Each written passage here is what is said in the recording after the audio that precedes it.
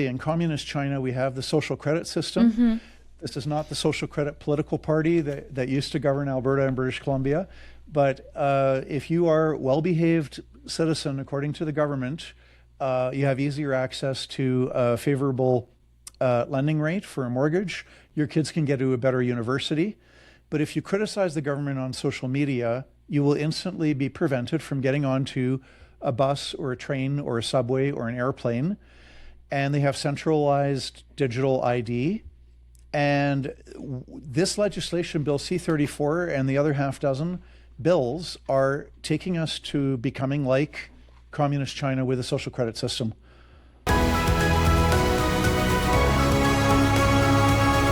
If you have gotten the feeling that the government is watching you, well, you might be right. And a new report from our friends at the Justice Center for Constitutional Freedoms details just that problem. Their new report, Privacy Roadmap Halting Canada's Surveillance State, shows us the pathway to retrieving some of those vital rights, including our right to keep our own information private. Joining me now is John Carpe from the Justice Center to walk us through that report and what the Canadian government could do, if they wanted to make our private lives a little bit more our own. John, thanks for joining the show. What prompted this report? We've had the building blocks of a surveillance state are being slowly put in place. It started 3 years ago with the Online Streaming Act, which gave the CRTC, the Canadian Radio, Television and Telecommunications Commission. It's a mouthful, but the CRTC previously had authority over the radio and television broadcasting, and that's been extended to the internet, and they now have the power to manipulate algorithms to push content that they deem to be Canadian to the forefront. So that was the start, is giving the CRTC authority over the internet. Then we got the Online News Act, which prevented Canadians from sharing news links on Facebook and Instagram. Then we got C8, the Cybersecurity Act, which gives federal cabinet ministers power to kick Canadians off the internet and gives the federal government authority to order telecom providers and internet companies to set up their software in a way that makes it easy for government to search. Then we got the C9, which opens the door to religious leaders getting prosecuted for teaching what their scriptures say about homosexuality, gender, transgenderism, etc. And then we got C22, the Lawful Access Act, which actually caused some companies like Signal to announce they're leaving Canada because the government is going to order them to change their software in a way that they no longer have private, confidential, end-to-end encryption. And Bill C-22 forces these companies to keep data on file for 6 months. Everybody who sent phone calls and texts and where the person was when they made them, who they made them to, is now information that has to be kept on file for 6 months. Last but not least, and I'm sorry to rush through them, but I mean, we could spend 5 hours on this. It's massive. We have the Safe Social Media Act, which is Bill C-34. All to protect the children, of course. And this opens the door to forcing every Canadian to have centralized digital ID whenever they use social media. And it also creates a very powerful, frightening digital safety commission with authority over the internet.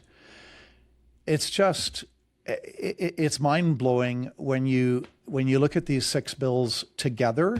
These are the building blocks of a surveillance state.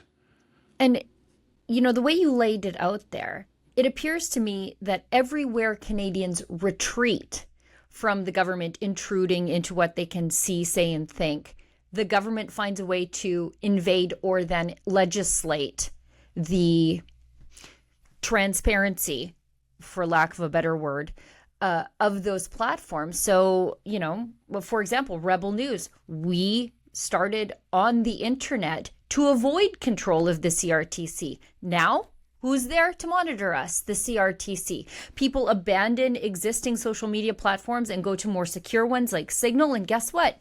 Who's knocking on the door over there? The government. It's like they just follow the people where they go to escape the government. And guess who's there waiting for you? The government with a new law.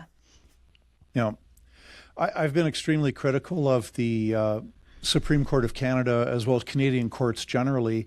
But I will say on this privacy issue, the Supreme Court of Canada has several very strong decisions saying that citizens, as a constitutional right, Charter Section 8, to be secure from unreasonable search and seizure, that this applies to all of our communications and to all of our data. And so we have a number of court rulings that are summarized in this report. And the Supreme Court, I would actually, I'm scared to say it, but I would actually say that constitutional challenges to these laws actually have a reasonable chance of success, because the Supreme Court has said that government cannot access our personal data without a warrant. And this is in keeping with centuries of common law tradition, where the starting point is we have property rights, privacy rights. However, law enforcement can violate the privacy rights and property rights of suspected criminals by going to court and getting a warrant. And this has been a healthy balance that has allowed police to catch the bad guys, as well as protecting the privacy rights of Canadians by saying, yes, police can get a court order to listen to your phone conversations, monitor your emails, etc., but only where it's a suspected, they have strong and reasonable grounds to believe that somebody has committed a crime or is committing a crime. So police can legally violate the privacy rights of certain individuals and groups suspected of criminal activity. The rest of us, if we're not doing any crime, we have a right to be free from government surveillance. And so the Supreme Court has actually continued with that tradition to say that we have a reasonable expectation. Even texts, if I send you a text, I have a reasonable expectation of privacy, even though my text is now on your phone. And if police want to search your phone, they need to get a warrant. They can't just arrest you and search your phone without a warrant. So there's some hope there. But of course, the best thing is just to try to defeat the bad bills in the first place. Going to court should always be plan B. Right. Except the Carney government has now stolen a majority, which makes defeating these bills all but impossible. I note that the author of the report is veteran journalist Nigel Hannaford. We've all read his work over at the Western Standard, but he makes I think a pretty salient point in here that privacy itself is the foundation of a free society. Canadians cannot fully exercise their freedoms of expression, association, religion, or conscience if they believe governments or corporations, I guess as proxies of governments, are constantly watching what they read, say, buy, or believe. I think if you are constantly being surveilled by the state in every single aspect of your life, and tech is in every single aspect of our lives, we start self-censoring, don't we? Absolutely. Now, our conversation right now, we both know that this is going to be posted on the internet, and that's fine because both of us have consented to that. But if I'm talking on my phone to a friend, if I think that the government might be listening, directly or indirect government agency or police or the CRTC or a Human Rights Commission, government in the broad sense of the word, if I think somebody is listening, I'm not free to speak candidly with my friend in the same way that I would if I have reasonable confidence that I'm not being listened to. And so it's a devastating, crippling effect. And this was in force in the communist countries for decades and other non-communist repressive regimes, the National Socialists in Germany, dozens of examples you can provide. And it puts a horrible sense of you can't ever really relax if your private conversations that you want to keep private, if they are being listened to, it's not a free country. Right. And you should be allowed to formulate your thoughts in private before you express them publicly. I mean, we've all worked through some crazy ideas and come to a different conclusion at the other side of where you began. But if all of that is attainable by the government, people just stop thinking. You stop thinking if you can't speak freely, because we need the free speech. It's not only about your right to stand on a sidewalk, holding up a sign with something that maybe 99% of people disagree with. It's not only about being able to speak freely on campus and at events, but it's about being able to speak freely in private conversations. Because as you said, we learn to think better. We get smarter when we have the freedom to talk. You may have experienced sometimes you got this complicated problem and your thoughts are going around and around and around. You're not finding a solution. And then you have a friend who is kind enough to listen to you go on and on and on for half an hour. And at the end of the half hour, if you've talked and talked and talked, all of a sudden you get this amazing clarity. And now you've identified what the problem is and what one or more solutions are. But if the government's listening in, but a lot of what you say in that half hour might be pretty stupid stuff. It doesn't matter. You're getting to the solution just by talking about it. And if governments are listening in on our phones or even emails, social media, then we lose that capacity. It's going to dumb us down, because Yes. we're not going to have that same, if we don't have that freedom to speak freely, we cannot improve our own thinking. But isn't that the point, John? To Perhaps. dumb us down? Perhaps it is the point. What is the point then? If the result is a dumber populace, which is more easily controlled, or a scared populace, which is more easily controlled, perhaps that is the point of all of this. Well, it may well be. And I think it breaks down. I think there are some evil geniuses who know exactly what they're doing, and they have nefarious goals to enslave us and so on and so forth. At the same time, you get a lot of people who support this legislation without being aware of the darker side. Right. Sadly, many Canadians have next to zero knowledge of history. They have had government presented to them from kindergarten right on through to university. The only thing they hear about government is free healthcare, free education, roads and bridges. They've never learned that in the 20th century, there were more citizens murdered by their own government than the total number of soldiers who died on the battlefield. So I'm not an anarchist. There's a proper role for government, and we ought to be teaching ourselves and our kids and our grandkids that government is a double-edged sword. Government can do great good. It can also do great harm. But you have a lot of naive people. They're like, yeah, well, sure, if the government, I've got nothing to hide. And if the government... It's keeping the kids safe, John. Keeping the kids safe. And they don't understand.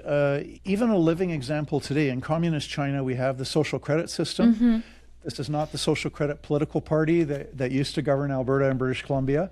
But if you are a well-behaved citizen, according to the government, you have easier access to a favorable lending rate for a mortgage. Your kids can get to a better university. But if you criticize the government on social media, you will instantly be prevented from getting onto a bus or a train or a subway or an airplane.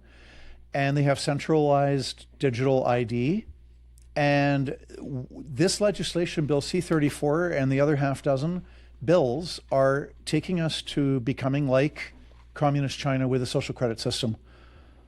It's chilling. It's chilling. And then when you throw in the green agenda into all of this, it's not just your social credit score, it's your green credit score.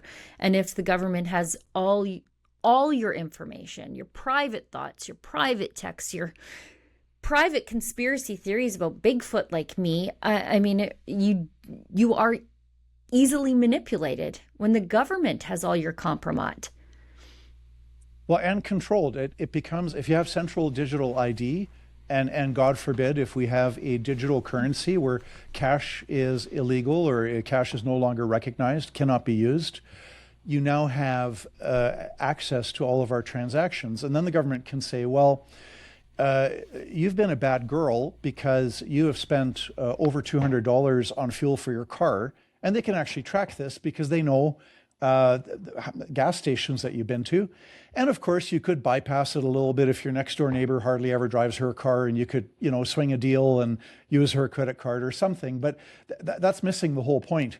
If we have central government, central digital ID, and if we have a central bank digital currency and no cash, it's an absolute totalitarian nightmare. And they'll say, well, you've been a bad boy. We'll still allow you to buy groceries. But you're not allowed to fly, because only the good citizens who have a small carbon footprint, or only the good citizens who are woke enough to really understand equity, diversity, and inclusion, get to fly on airplanes and go to Florida or Mexico in the wintertime. This becomes actually doable if we continue on our current track. And I hope that more people will wake up before we get into that nightmare. Dystopian nightmare. John, so there's a roadmap, at least, to strengthening Canadians' privacy. Lay out some of that for us. So first thing to do is stop Bill C-34 from getting through. That's an uphill fight. The Liberals, as you mentioned, have a majority. However, even Liberal MPs, when they get a lot of emails and phone calls from their own constituents in their own riding, so the Justice Centre, on our website, we have a letter writing campaign where you can type in your name and address and email and so on. And if you don't know who your MP is, this is going to direct an email to your own member of parliament. So they're getting emails from their own constituents, which they do care about. So we saw the government back down on Bill C-2. They had provisions in there to allow Canada Post to open our mail, to make it illegal to use cash in amounts greater than $10,000, even for legal purposes. Buying a car, giving to charity, cash in amounts over $10,000 would become illegal. The government actually backed down on C2 because there was this immense public outcry from Canadians. And if we can see the same thing happening on C34, then we can, we have to give them that pushback. Because the Liberal MPs will go to their leader, Mr. Carney, and say, I can't support this bill in its current form. It's causing a lot of people upset in my riding. So that's something Canadians can do practically. The other bills need to be repealed or amended. C-22 should just be, it's a disaster. It should just be revoked. I hope all of the opposition parties make that part of their platform in whenever the next election is. Now, John, I know that you raise these issues through advocacy, through these sorts of policy reports, but also through legal battles with the federal government. How do people support the good work that the Justice Centre is doing on behalf of Canadians, protecting our rights, not just privacy rights, but civil liberties in general? Well, like the Rebel, we are funded 100% by grassroots Canadians who believe in what we're doing. We're in a slightly different position because we're a registered charity. We can issue an official tax receipt. But I would encourage people, whether you donate or not, go to our website, www.jccf, that's Justice Centre Constitutional Freedoms, jccf.ca. Sign up for our email newsletter, and you can see our different cases. And you can also read the paper that we've been discussing today, the roadmap to restoring privacy in Canada and stopping the surveillance state. The paper is it's written for non-lawyers. It's not written for experts in technology. It's written for the general public. So I would encourage people to read the paper and go from there. Great. I hope everybody supports the Justice Centre for Constitutional Freedoms while they still can, while it doesn't affect their future social credit score. John, thanks so much for coming on this show, and we'll talk to you very soon. Thank you. Thanks. Your letters to Ezra, read by him, up after the break.